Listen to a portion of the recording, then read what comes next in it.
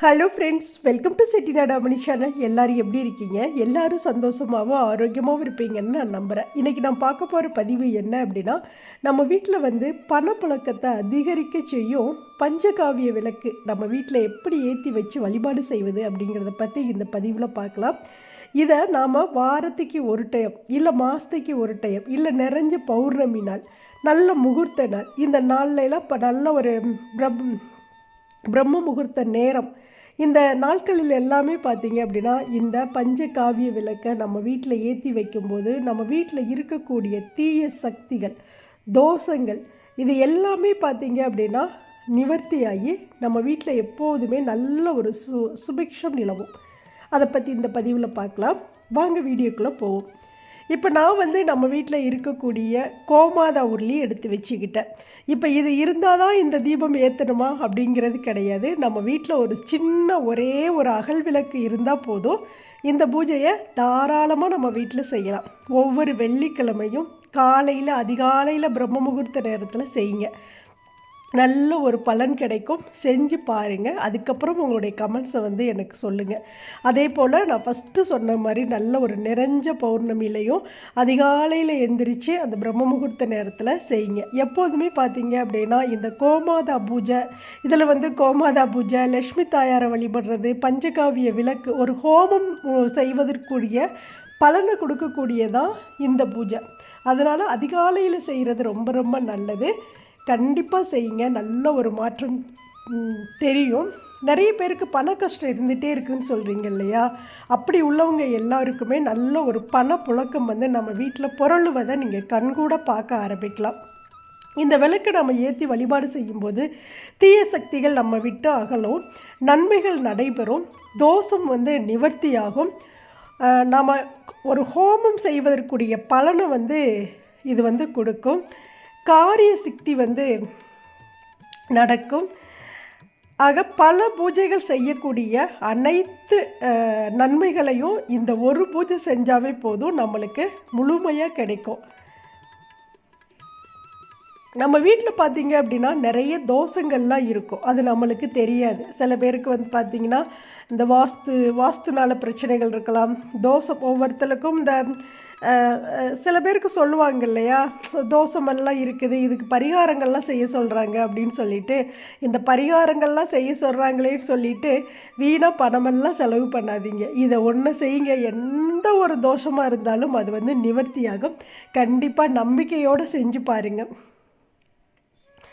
நம்ம இந்த விளக்கு ஏற்றி வைக்கிறதே பார்த்திங்க அப்படின்னா ஒரு ஹோமம். நம்ம வீட்டில் அதிகாலையில் நம்ம புதுசாக ஒரு வீடு கட்டுறோம் அப்படின்னா ஃபஸ்ட்டு நம்ம என்ன பண்ணுவோம், ஒரு ஹோமம் வச்சு தான், ஹோமம் வளர்த்து அதில் பூஜை பண்ணிட்டு தான் அடுத்த வேலைகளை நம்ம செய்ய ஆரம்பிப்போம். அப்படி ஒரு ஹோமத்துக்கு உண்டான ஒரு பலனை கொடுக்கக்கூடியதான் இந்த தீபம்.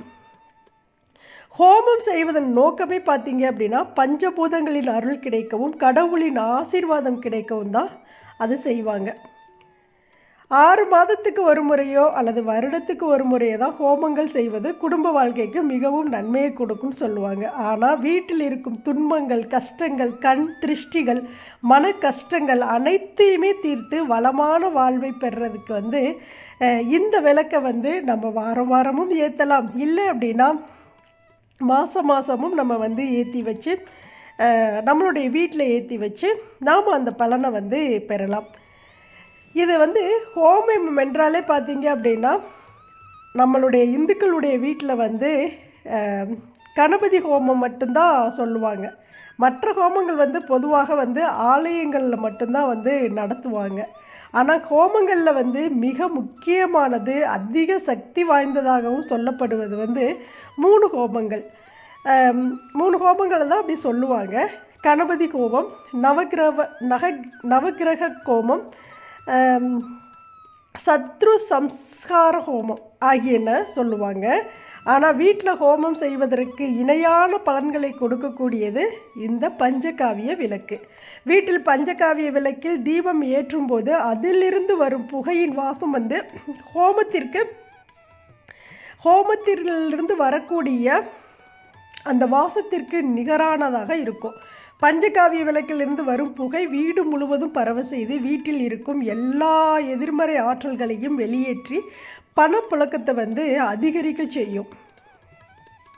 நான் ஃபஸ்ட்டே சொன்ன மாதிரி இப்போ நான் வந்து இந்த கோமாதா உருளி இருக்கிறதுனால இதில் நான் வந்து என்ன பண்ணுறேன்னா 2 பக்கமும் 2 கோமாதாவை வச்சுருக்கேன். அந்த கோமாதாவுக்கு நான் தைச்ச அந்த ட்ரெஸ் இது காலையிலே உங்களுக்கு நான் ஒரு வீடியோவாக கொடுத்துருக்கேன், எப்படி நான் ட்ரெஸ் தைச்சி இந்த கோமாதாவுக்கு போட்டிருக்கேன் அப்படிங்கிறத.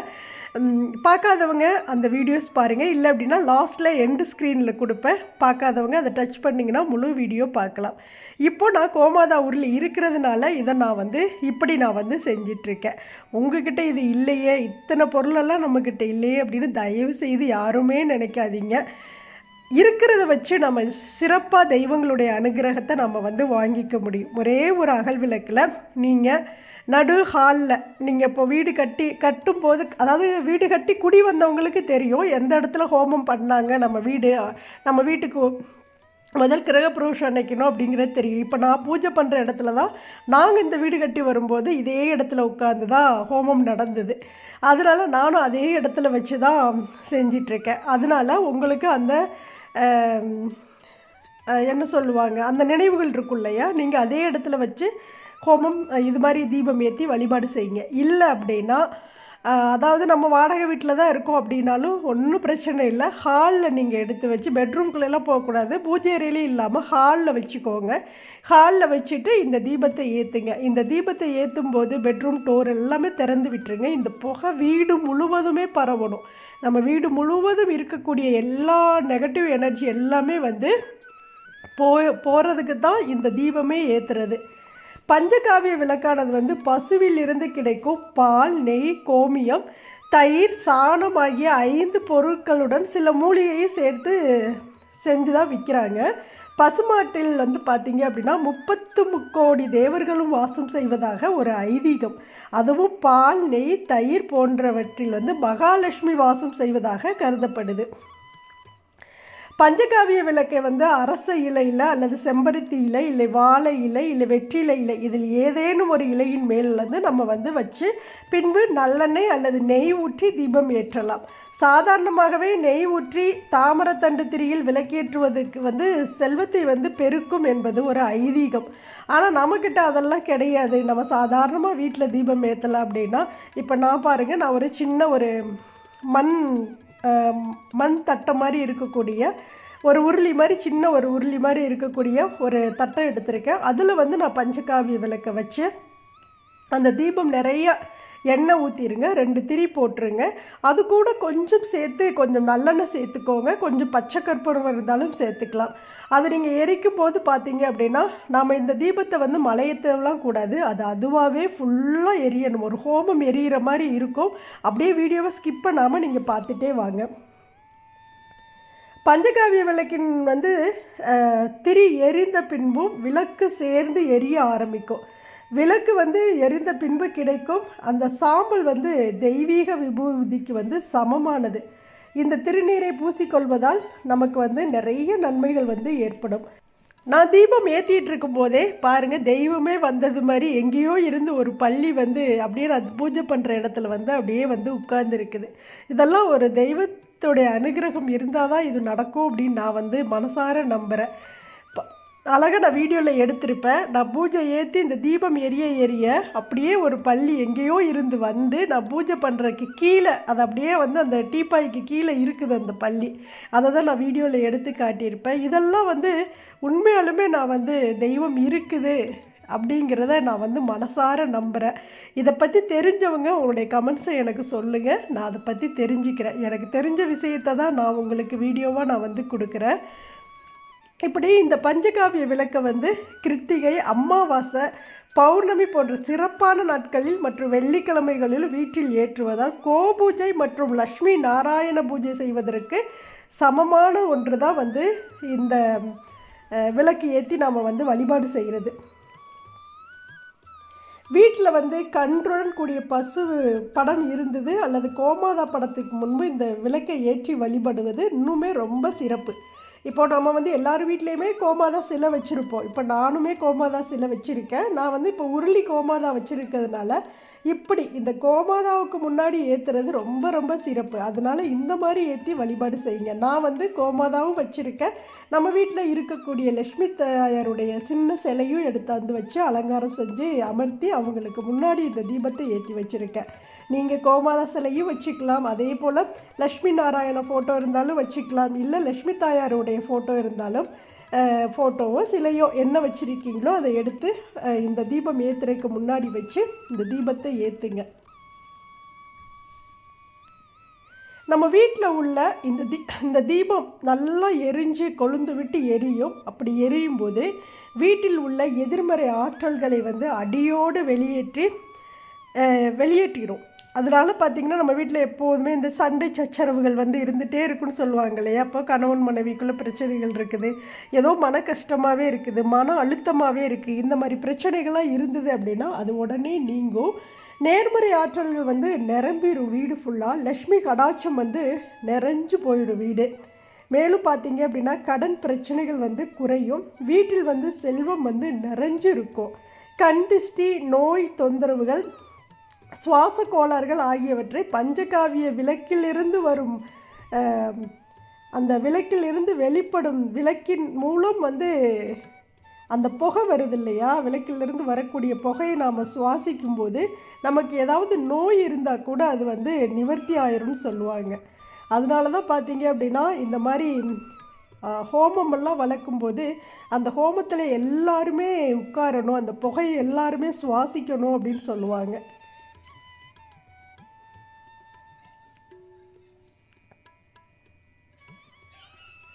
இவ்வளவு சக்தி வாய்ந்த, இவ்வளவு நன்மையை கொடுக்கக்கூடிய இந்த பஞ்சகாவிய விளக்கு வந்து இப்போ எல்லா பக்கமுமே கிடைக்கிது. எல்லா பூஜை ஸ்டோர்லேயும் கிடைக்கிது. நிறைய பேர் வந்து இதை ஒரு தொழிலாகவே செய்கிறாங்க. அப்படிங்கிறப்போ நாம் வந்து ஒரு பாக்ஸு வாங்கி வச்சுக்கிட்டோம் அப்படின்னா ஒவ்வொரு நல்ல ஒரு முக்கியமான நாட்களில் நாம் வந்து இதை வந்து செய்யலாம்.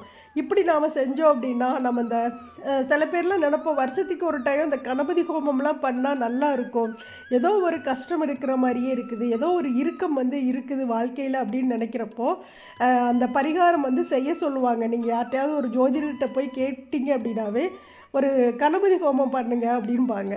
அதெல்லாம் தேவையே இல்லை. இந்த ஒரு விளக்கு நம்ம வீட்டில் ஏற்றினோம் அப்படின்னா அந்த ஹோமத்துக்கு நிகரானதான் இந்த பஞ்சகாவிய விளக்கை வந்து நெய் ஊற்றி நம்ம வந்து எரிக்கிறது. இதை வந்து நம்ம அணைக்கக்கூடாது. அதுவாகவே வந்து தீபம் ஃபுல்லாக எரிஞ்சு அப்படியே மலையேறிடும். அதுக்கப்புறம் அதிலிருந்து வரக்கூடிய சாம்பலை எடுத்து நம்மளுடைய நெத்தியில் நம்ம எல்லாரும் வீட்டில் உள்ளவங்க எல்லாரும் வச்சுக்கலாம். அதை அப்படியே எடுத்து ஒரு டப்பாவில் போட்டு வச்சுக்கிட்டோம் அப்படின்னா எங்கேயாவது நம்மளுக்கு போகிறப்போ, அதே போல் ஏதாவது ஒரு தொழில் விஷயமாக போகிறோம், அதில் நம்மளுக்கு வெற்றி கிடைக்கணும் அப்படின்னு நினச்சி போகிறப்பெல்லாம் இந்த திருநீரை எடுத்து அந்த சாம்பலை எடுத்து அப்படியே நெத்தியில் பூசிட்டு மனதார வேண்டிட்டு போங்க. எல்லாமே வெற்றியாகவே நடக்கும். இப்படி கண்டிப்பாக எல்லாருமே செஞ்சுட்டு வாங்க. எனக்கு தெரிஞ்ச தகவல் எல்லாத்தையுமே நான் உங்களுக்கு வந்து வீடியோவாக பதிவு பண்ணிகிட்டே இருக்கேன். நல்ல விஷயங்களை இந்த உலகத்துக்கு நாம் வந்து பரவ செய்வோம். கண்டிப்பாக எல்லோரும் வீடியோவை ஷேர் பண்ணுங்கள். எல்லார் வீட்லேயும் கஷ்டங்கள் தீரட்டும். ஏன்னா எல்லாருக்கும் இருக்கக்கூடிய மிகப்பெரிய ஒரு கஷ்டம் அப்படின்னா இந்த பண கஷ்டம்தான். இந்த பண கஷ்டம்லாம் தீரணும் அப்படின்னா இதெல்லாம் நம்மளுடைய வீட்டில் வந்து இந்த சின்ன சின்ன தார்பரியத்தெல்லாம் நம்ம வந்து செய்யணும். கண்டிப்பாக செய்யுங்க. இதில் எந்த ஒரு கஷ்டமும் கிடையாது. நம்ம எப்போதும் வீட்டில் தீபம் ஏற்றுற மாதிரி தான். ஆனால் நீங்கள் வெறும் நெய் மட்டும் ஊற்றி ஏற்றுனீங்க அப்படின்னா அது கொஞ்சம் அப்படியே எரியிறது ஸ்லோவாக இருக்கும். ஒரே ஒரு துளி ஆயில் நல்லெண்ணையும் சேர்த்துக்கோங்க, கொஞ்சம் கற்பூரமும் சேர்த்துக்கோங்க. அப்படிங்கிறப்போ அந்த தீபம் வந்து வேகமாக அந்த சுடர் வந்து எரிய ஆரம்பிக்கும். அப்படியே வீடு ஃபுல்லாக பார்த்தீங்க அப்படின்னா நல்ல ஒரு அந்த பசு நெய் வாசம், அந்த ஹோமத்தில் நம்ம உட்கார்ந்தோம் அப்படின்னா அந்த ஹோமத்திலேருந்து வருமில்ல அந்த புகை வாசம், அப்படி ஒரு மனம் வந்து மணக்கும், வீடே மணக்கும். அப்படி இதை வந்து நல்லா எரிய வச்சு அந்த புகையெல்லாம் நல்லா சுவாசிங்க. எரியிற வரைக்கும் அப்படியே முன்னாடி உட்காந்து உங்களுடைய வேண்டுதலை இந்த தீபத்தை பார்த்து நீங்கள் பேசிகிட்டே இருங்க. எனக்கு இது நடக்கணும், இதை நடத்தி கொடுங்க, எனக்கு இதெல்லாம் நடக்கணும், என் வாழ்க்கையிலையும் நடத்தி கொடுங்கன்னு சொல்லி வேண்டுங்க. முக்கியமாக வீடு கட்டணும்னு நினைக்கிறவங்க இந்த ஹோமத்தை வந்து கண்டிப்பாக நம்ம வீட்டில் செய்யணும். நீங்கள் வாடகை வீட்டில் இருந்தாலுமே நீங்கள் செஞ்சு பாருங்கள். உங்களுக்கு ஒரே மாதத்தில் நல்ல ஒரு பலன் கிடைக்கும். செஞ்சு பார்த்துட்டு உங்களுடைய கமெண்ட்ஸை எனக்கு வந்து சொல்லுங்கள். அவ்வளோ ஒரு சக்தி வாய்ந்த ஒரு ஹோமம் தான் இந்த பஞ்சகாவிய விளக்கை நம்ம வீட்டில் ஏற்றி வச்சு வழிபடக்கூடிய ஒரு ஹோமம். இந்த ஹோமம் இது விளக்கு இல்லை, அதிசக்தி வாய்ந்த ஒரு ஹோமம். அதை தான் நம்ம வீட்டில் செய்கிறோம். கண்டிப்பாக செய்யுங்க. நல்லதே நடக்கும், நல்லதையே செய்வோம், நல்லதையே நினைப்போம், பிறருக்கும் நம்ம நல்லதையே சொல்லி கொடுப்போம். அது மக்களுக்கு போய் சேரட்டும், தெரியாதவங்க செய்யட்டும். இந்த தீபம் ஏற்றும் போது ஏழ்மையாக இருந்தால் கூட நம்ம பணக்காரராக ஆகக்கூடிய அத்தனை நல்ல வாய்ப்புகளையும், நல்ல ஒரு வேலை வாய்ப்பாக இருக்கட்டும், எதா இருந்தாலும் இந்த தீபம் ஏற்றி நம்ம வழிபாடு செய்யும்போது மனசார நம்பி செய்யுங்க. சும்மா ஏனோ தானோன்ட்டு நம்ம ஒரு தீபத்தை ஏற்றுறோம் வைக்கிறோம் அப்படின்னு இல்லாமல் எந்த ஒரு செயலை செஞ்சாலும் நம்பிக்கையோடு செய்யும்போது அதில் நம்மளுக்கு எப்போதுமே வெற்றி கிட்டும். அதனால் நம்பிக்கையோடு செய்யுங்க. செஞ்சுட்டு உங்களுக்கு நல்லது நடக்கும் அப்படிங்கிற நம்பிக்கையோடு நான் சொல்கிறேன். நடந்தது அப்படின்னாலும் எனக்கு கண்டிப்பாக கமெண்ட்ஸில் சொல்லுங்கள், நான் சந்தோஷப்பட்டுக்குவேன். கண்டிப்பாக இந்த பதிவு உங்கள் எல்லாருக்குமே பிடிச்சிருக்கும் அப்படின்னு நான் நம்புகிறேன். பிடிச்சிருந்தது அப்படின்னா செட்டிநாடு அம்மணி சேனலை சப்ஸ்கிரைப் பண்ணிக்கோங்க. வீடியோ பார்க்குற எல்லோரும் கண்டிப்பாக ஒரு லைக் கொடுத்துட்டு எல்லாருக்கும் ஷேர் பண்ணுங்கள். ஷேர் பண்ண தான் நம்மளுடைய நல்ல விஷயங்கள் இந்த உலகத்துக்கு போய் சேரும். அதனால் கண்டிப்பாக ஷேர் பண்ணுவீங்க அப்படின்னு நான் நம்புகிறேன். நீங்கள் ஷேர் பண்ண தான் கடவுளுடைய அனுகிரகமும் நம்மளுக்கு கிடைக்கும். இப்போது ஒரு விஷயம், நல்ல விஷயம், இதெல்லாம் தெய்வத்தை கொண்டே நம்ம இன்னொருத்தவங்கக்கிட்ட என்னை இப்படி கும்பிடு அப்படின்னு நாம் சொல்கிறதுக்கு ஒரு அர்த்தம் தான். அதனால் நான் சேனல் வளர்ச்சிக்காக சொல்லலை. நல்ல விஷயம், ஒரு தெய்வத்தை நம்ம ஷேர் பண்ணும்போது அவங்களும் பார்ப்பாங்க, அவங்களும் கும்பிடுவாங்க. அப்போ அந்த தெய்வத்தினுடைய அனுகிரகம் ஷேர் பண்ணவங்களுக்கு தான் கிடைக்கும். அதனால் கண்டிப்பாக ஷேர் பண்ணுங்கள். ஓகேவா? இந்த பதிவு பிடிச்சிருக்கும் நான் மனதார நம்பிட்டு இந்த பதிவை முடிச்சுக்கிறேன். இப்போ தீபம் நல்லா எரிஞ்சு முடிஞ்சிருச்சு. அதுவாகவே நம்ம ஊதியெல்லாம் அணைக்கக்கூடாது, பூவெல்லாம் வச்செல்லாம் மலையேற்றக்கூடாது. அதுவாகவே எரிஞ்சு கம்ப்ளீட்டாக அது அப்படியே சாம்பல் ஆகிட்டு அது அப்படியே ஆஃப் ஆகிடும். அதுக்கப்புறம் நம்ம அப்படியே தொட்டு கும்பிட்டுக்கலாம். கோமாதாவை, லக்ஷ்மி தாயாரெல்லாம் தொட்டு கும்பிட்டுட்டு அதுக்கப்புறம் அந்த விளக்கு எரிஞ்சது இல்லையா, அந்த சாம்பலை எடுத்து அப்படியே நம்ம நெத்தியில் இட்டுக்கலாம். நான் சாமி கும்பிட்டு, சாமி அந்த வெளிச்சத்தில் அவ்வளோ அழகாக என் கண்ணுக்கு தெரிஞ்சாங்க. அதனால் நானே தெய்வத்தை திஷ்டி எடுத்துக்கிட்டேன். ஏன்னா அவ்வளோ அழகாக இருந்தாங்க அந்த தீப ஒளியில். ரொம்ப சந்தோஷமாக இருந்தது, மன நிறைவாக இருந்தது.